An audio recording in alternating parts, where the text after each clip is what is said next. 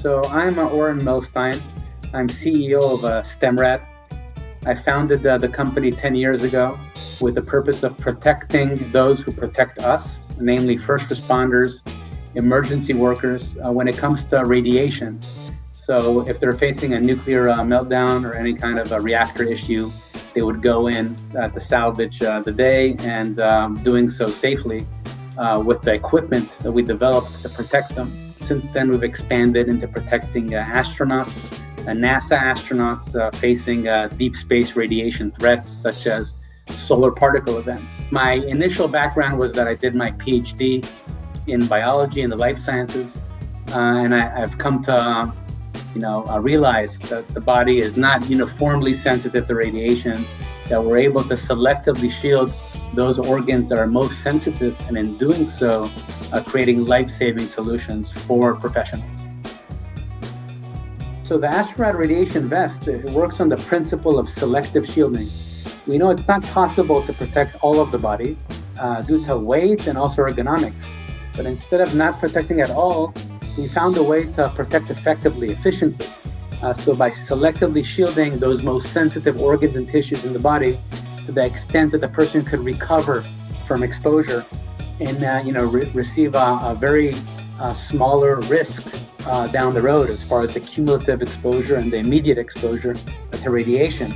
So the vest basically selectively shields those areas using a hydrogen-rich polymer called polyethylene that is effective in blocking the sun's radiation, the protons, the H+ ions coming in from the sun.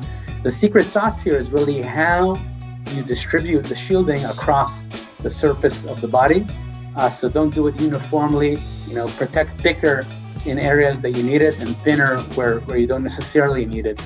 So you save weight and you create ergonomics.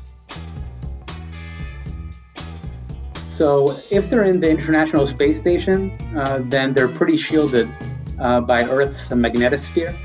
The same system that protects us here on Earth also protects them on the station. But when they're venturing out, for example, the Apollo astronauts, they took a calculated risk that they wouldn't be exposed to a solar particle event. But had there been one up there, they would have been fried, so to speak. So now NASA is going in for the long haul, back to the moon, to settle the moon, and then on to Mars. So they're definitely going to experience solar particle events that are going to require protection.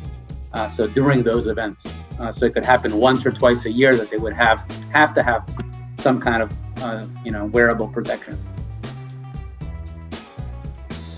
To live in space, I think it would be, obviously people think of it as something super exciting, but I've come to see it as it's exciting, but in a very challenging way. It's a continual fight for your survival.